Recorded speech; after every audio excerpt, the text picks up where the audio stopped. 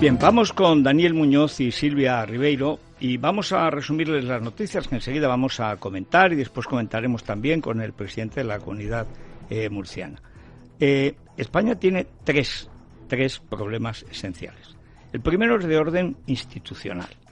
España es un Estado y como Estado tiene unas leyes. Esas leyes tienen un marco fundamental que es la Constitución, que algunos llaman la Carta Magna, pues un anglicismo, es la ley de leyes, podría decirse. Es la ley a la que todas tienen que referirse, todas las leyes que periódicamente van cambiando, o hay una circunstancia que te obliga a sacar ley. A veces en España, para no hacer nada, se saca otra ley, con lo cual tenemos ley sobre ley, todas inútiles. Pero en fin, aparte de esta actividad legiferante que es típica de los estados demasiado gordos, no grandes, sino gordos, obesos, que pasa con el Estado español. No es que sea grande por sus efectos, porque por ejemplo no se puede estudiar español en España, no hay garantía de libertades civiles en un tercio de España.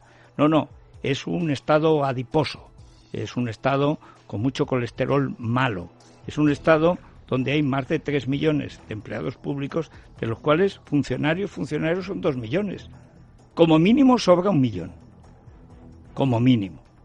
Cuando España tenía 39 millones, no 47 millones, cuando murió Franco, tenía 700.000 funcionarios. Ahora tenemos 3 millones. ¿Ustedes creen que para 10 millones había que multiplicar por 4 o por 5 los empleados públicos? No, hombre, no. Esto es un problema estructural. Pero es que además, es que este Estado no funciona. Y lo estamos viendo cuando ha habido una emergencia. ¿Por qué? Porque lo primero que tiene que haber es un gobierno de España. Resulta que aquí hay 17 gobiernillos y luego falta por completo un gobierno español, sencillamente porque hay dos partidos rabiosamente antiespañoles sostenidos por todos los separatistas. El plurinacional Sánchez, el separatista de cualquier separatismo, el que dice que no puede ni decir la palabra España, que dice que el himno nacional es una cutre pachanga fachosa. Es decir, el sicario de Venezuela y de Irán en España, que es Pablo Iglesias Turrión, bueno, pues que ese es el que manda en el gobierno de ese mamotreto de cartón llamado Falconetti. ¿Esto qué quiere decir? Significa que las instituciones básicas del Estado, el poder ejecutivo no ejecuta, en cual el poder legislativo no se ejerce, porque lo que se aprueba en las Cortes luego no lo hace cumplir el Ejecutivo. Y los altos tribunales están politizados. De manera que ni el Ejecutivo, ni el Legislativo, ni el Judicial funcionan como deberían funcionar. Llega una situación como esta, como la de la pandemia, y entonces nadie está donde tiene que estar. Claro, como es de vida o muerte, la gente se espabila. Y hay comunidades en las que los dirigentes regionales se han espabilado y han salido adelante a pesar de que el gobierno del Estado, que no de la nación, porque odian a esta nación, a los españoles, no ha sido capaz de hacer nada más que estorbar. Se anunció ayer el cierre de IFEMA. Sería para un homenaje nacional a todos los que han participado en la creación de ese hospital en 24 horas, que no tiene parangón en la historia de la lucha contra ninguna enfermedad. Bueno, como lo ha hecho la Comunidad de Madrid, que es maldita para la izquierda, ni puñetero caso, pero ni caso. Con el sacrificio, con el talento, con el esfuerzo que se ha desplegado en ese... Y por favor no lo cierren, porque esto va a rebotar. Es más, con estos tuercebotas en el poder va a rebotar. Pero además, en las Cortes tenemos un problema.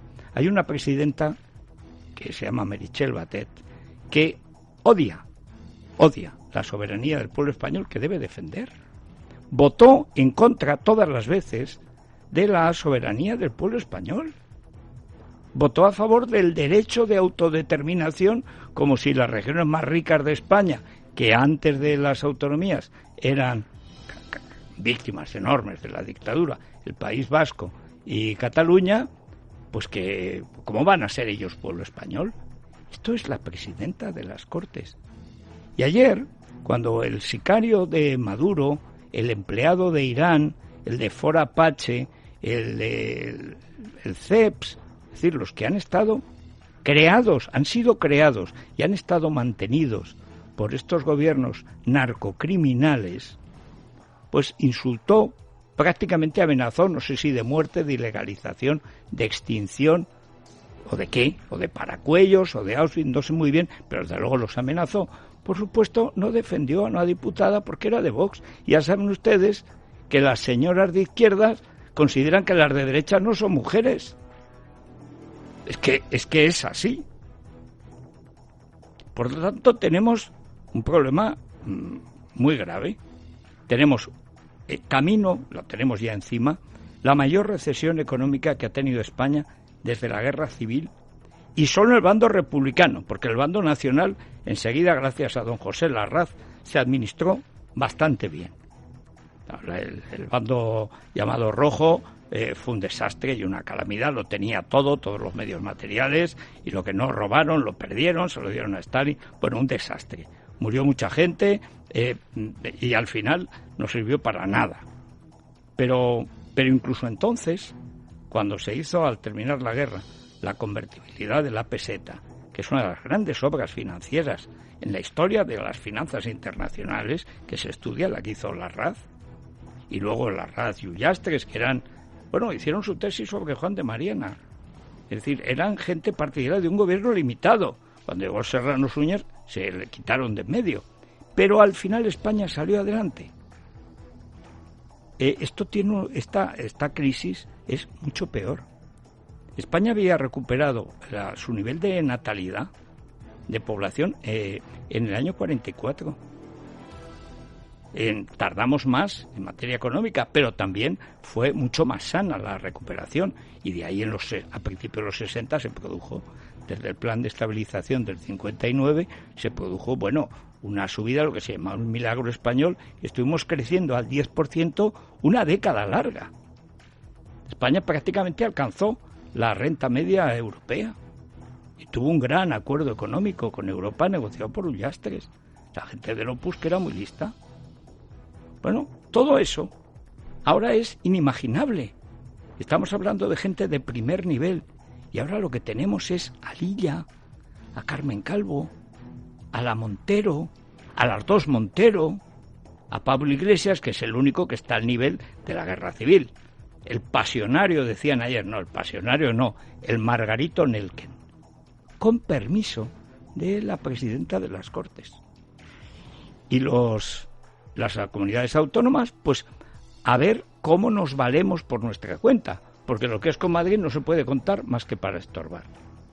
En fin, vamos con Daniel Muñoz y Silva Rivero a contárselo. Daniel, adelante. ¿Qué tal, Federico? Buenos días de nuevo. Sí, el Senado acoge una descafeinada comisión de comunidades con la ausencia de Pedro Sánchez y la única presencia de 5 presidentes regionales, los de Madrid, Castilla y León, Murcia, Cantabria y el presidente de la ciudad autónoma de Ceuta. Sanidad va a presentar en las próximas horas los detalles sobre la salida de adultos para realizar deporte a partir de este sábado. No se descartan franjas horarias y modificaciones que afecten al paseo de los niños. Tampoco descarta el departamento que dirige Salvador Illa modificar desde su base el plan de desescalada y cambiar la provincia comunidad de medida. Todo esto tras las críticas de comunidades como la de Galicia. Escuchamos a Salvador Illa y a Alberto Núñez Feijóo. Las comunidades autónomas podrán hacer planteamientos distintos a estos, si lo consideran oportuno, siempre y cuando se garantice que hay información disponible de esa unidad territorial que eventualmente nos puedan proponer y que se puede garantizar la estanquidad de esa unidad territorial. El plan, pues, no ha sido negociado,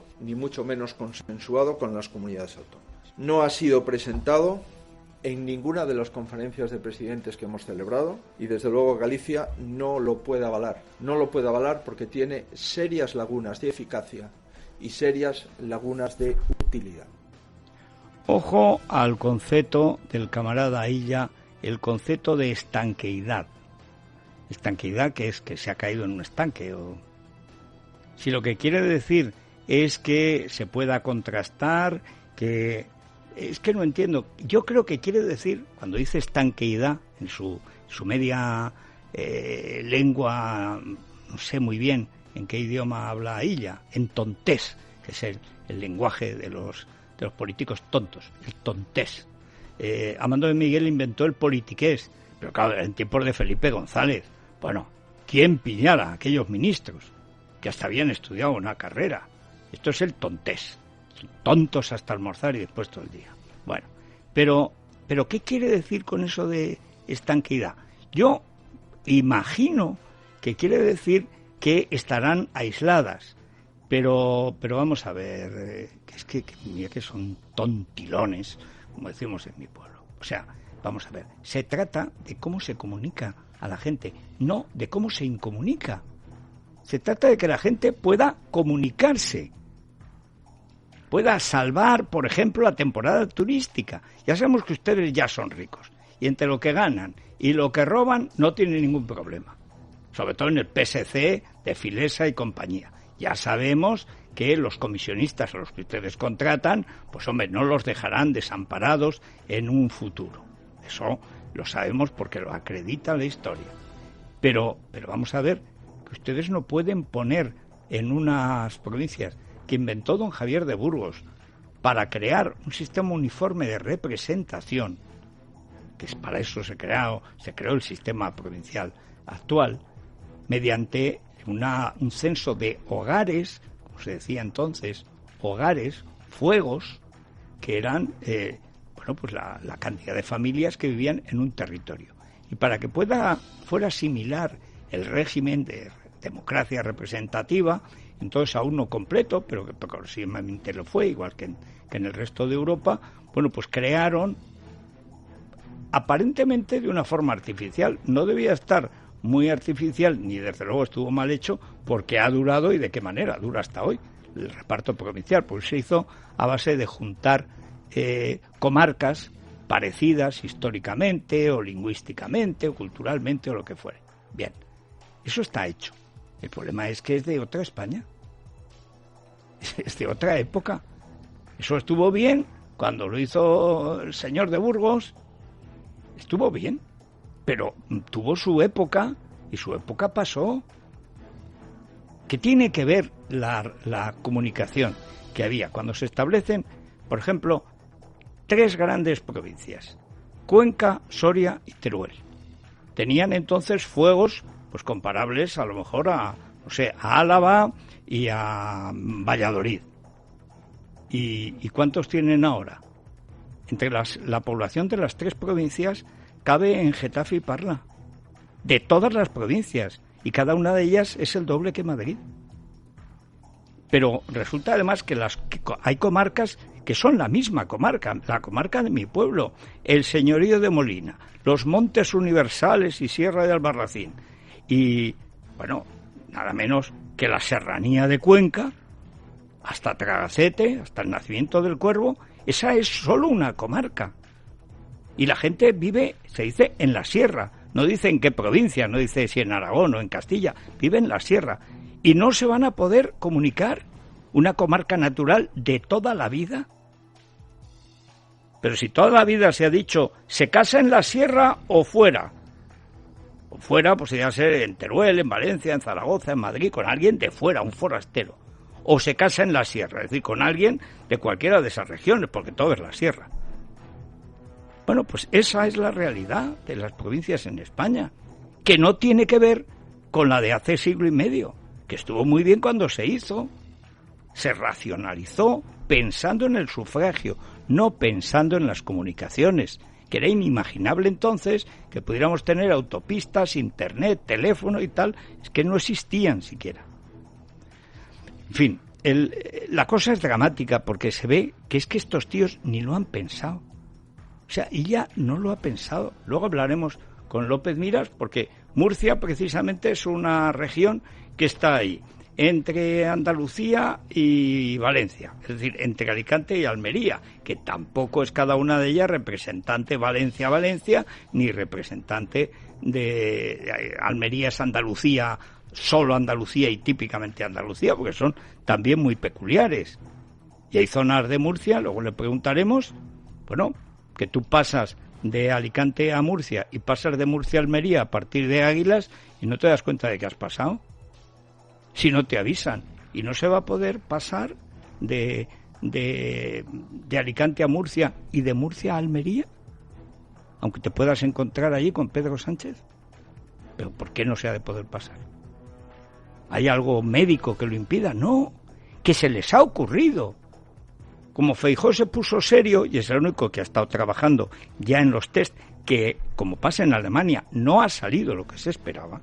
Hay mucha menos gente infectada de lo que decían los técnicos de este virus, lo cual significa que va a durar, que puede haber recaídas. Bueno, pues habrá que espabilarse. Lo que le tocó hacer la Comunidad de Madrid, que después de las gigantescas manifestaciones alentadas por el gobierno y sus palmeros del 8 de marzo, fue la que tuvo más contagios. Ahora ya no. Ahí ha tenido que hacer cosas como, por ejemplo, el milagro de IFEMA, que ha sido extraordinario. Y ayer, en la Asamblea de Madrid, el Parlamento Regional, bueno, pues hubo un rifirrafe monumental, porque voluntariamente la presidenta de la Comunidad de Madrid, que como el alcalde de Madrid están siendo un verdadero referente nacional, primero por plantarle cara al gobierno central en su cara, y después por hacer exactamente lo contrario de lo que ha hecho el PSOE. Bueno, pues ayer hubo tortas para todos, pero ahí sentada una tía que debería haber dimitido, que llamó a una policía, en funciones de policía judicial, las órdenes de un juez, puta, zorra, hija de puta, si tuvieras un hijo te tendría que pegar un tiro en la cabeza, cocainómana, que os folláis a todos los policías. Así, y además ha dicho Isa Serra, que es la que representa a Pablo Iglesias en la Asamblea Regional, dijo que lo volvería a repetir. Este es el respeto que tienen a los demás estos majaras comunistas. Todos pijos. O sea, ahí no encuentras un pobre ni alguien que haya trabajado jamás. El último de Podemos que trabajó fue el padre de Monedero y votaba a Esperanza Aguirre. En fin, esto pasó. No debimos confiar en un gobierno que se ha ufanado de usar la mentira para llegar y permanecer en el poder. ¿Cuántos euros nos ha costado? El gobierno que forman PSOE y Unidas Podemos nos dijo que era una gripe más y que lo peor era el alarmismo. Y les entendimos y nos confiamos. ¿Y qué pasó? Que vino la pandemia y los miles de muertos. Reconozco mi error, fiarme de la izquierda. Les aseguro que no volverá a ocurrir. Bien, le dijo más cosas, ¿eh? No crean ustedes que se quedó ahí. O sea, dijo, y no me dan miedo todos sus medios, los matones de sus medios, etcétera. Es decir, y además lo ha demostrado, efectivamente no le dan miedo. Pero bueno, digamos que en Madrid se han salvado de milagro algunos muebles. Pero la crisis que se nos viene encima es brutal, pero brutal. O sea, yo creo que la gente no se hace una idea de lo que puede ser. Y además, en un Estado sin ninguna garantías jurídicas. Lo primero que necesita el capital para desarrollarse es seguridad legal. No puede haber seguridad legal en un estado de alarma que es el capricho de una colección de niñatos caprichosos que no han trabajado en su vida, que nunca han creado una empresa, que no saben lo que es cotizar, que no saben lo que es pagar una nómina, que están a me lo llevo y pa' la saca en sus televisiones. Eso es verdaderamente terrible. Y además es que el estado de alarma es ilegal, es clamorosamente ilegal. ¿Quién va a invertir en España con un gobierno en manos de los comunistas? Ni los comunistas. En fin, ayer además la oposición estuvo bien. El Mundo Val, pues no es sin esas rimadas, las cosas como son. En fin, tiene que dar a luz y ya se le pasará la idea de que los abogados del Estado son buenos oradores.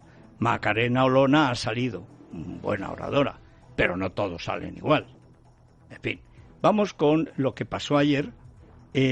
Insisto, en una situación que para mí, a partir de los primeros 15 días de estado de alarma, es absolutamente ilegal. Por eso dije desde el principio que la oposición jamás debería apoyar, ni menos votar, ni con su abstención, el estado de alarma. Ahora ya Vox ya vota que no, el PP está pensándolo, y después de la jornada de ayer, yo creo que no hay nada que pensar, hay que mandarlos a escaparrar. Juristas consultados por Libertad Digital consideran desproporcionado y contradictorio mantener el estado de alarma. Muchos cuestionan las sucesivas prórrogas de alarma que ayer en la sesión del Congreso quedaban en el aire. Incluso los socios del Ejecutivo, de la Esquerra, preguntaban al presidente cuánto le importa a la legislatura. Escuchamos a Pedro Sánchez, Pablo Casado, Edmundo Val y Gabriel Rufián. Le animo a dejar su postura intransigente y a sumar y arrimar el hombro con el Gobierno de España. Lo primero que hay que hacer para salir de esta crisis es decir la verdad a los españoles, y usted no lo está haciendo. En política se puede hacer de todo menos el ridículo. No nos pida que lo hagamos con usted. A su plan le falta la fase de llamar a la oposición. Esto no es un plan serio. Le puedo garantizar que los errores del Gobierno de España los asumo en primera persona. ¿Cuánto les importa la legislatura? ¿Cuánto les importa? ¿Les importa mucho? ¿Les importa poco? ¿Son conscientes de la alternativa a no dialogar, a no informar, a no entenderse con nosotros? Es Torquemada Abascal y sus colegas, ¿eh? Bueno, este payaso, que lo único que ha aprendido en Madrid es a chulear, pero sin la gracia de Arniches. O sea, ver macarrear a este pobre sujeto es, en fin, pues es como ver a la señora de Ferreras verificando las noticias falsas que crea el marido. O sea, es una cosa de risa. Pero bueno, estos son los verdaderos dueños del gobierno. ¿Por qué creen ustedes que ha cambiado el gobierno esta cuestión, al parecer fundamental, de que la provincia fuera a ser la unidad de medida de la crisis? Porque se lo ha mandado el PNV. Estos viven al día. A ver cómo mantenemos hoy el poder al gobierno, porque no saben gobernar. Y en esas estamos. Pero el momento criminal del debate llegó naturalmente de la mano del archicomunista Pablo Iglesias. Las críticas también se dirigieron a Pablo Iglesias desde el Partido Popular, pero también desde Vox, partido a cuyos diputados el vicepresidente calificaba de parásitos. Las palabras de Iglesias eran contestadas posteriormente en rueda de prensa por el propio presidente de Vox, Santiago Abascal. Ustedes son una formación de grandes apellidos y poca vergüenza, que falsea títulos para ejercer sin poder hacerlo, que no tienen más patria que su dinero. Ustedes, señoría, ni siquiera son fascistas, son simplemente parásitos. Que Vox no va a participar, ni va a aceptar, ni va a ser cómplice de esa nueva etapa de incertidumbre, de inseguridad y de ruina que los señores Sánchez e Iglesias han querido bautizar como nueva normalidad, con un tremendo tufo totalitario. La nueva normalidad de aceptar como una buena noticia prácticamente o como inevitables las 300 muertes diarias. Bien, yo creo que sinceramente ayer, en cambio, Abascal, que ha estado muy bien estos días, no estuvo bien. Era el momento de decir, ¿usted qué quiere? ¿Repetir el terror de la guerra civil? ¿Nos amenaza con paracuellos? Es eso, ¿no? Es eso. O sea, los grandes apellidos, ¿cuáles son? Claro, el problema es que Abascal es tan del PP de toda la vida. Abascal sí tiene una familia que heroicamente ha defendido a España y a sus libertades. ¿Puede presumir de ella? El otro no. El otro todo lo contrario. Pero y la derecha, hasta la buena, hasta la valerosa, es cobardona. Es que es así, es una patología que tiene la pobrecita. Ay, señor. Pero bueno, la verdad, mientras estén estos tíos, aquí no va a invertir nadie. Y además es lógico. La gente se preocupa. ¡Ay, como venga a Bruselas! Vamos, como venga a Bruselas, van a hacer hija adoptiva a Bruselas de Villatempujo y de Villarriba y de Villabajo, y si no al tiempo. Vámonos camino de la tertulia. Es la mañana de Federico, con Federico Jiménez Los Santos.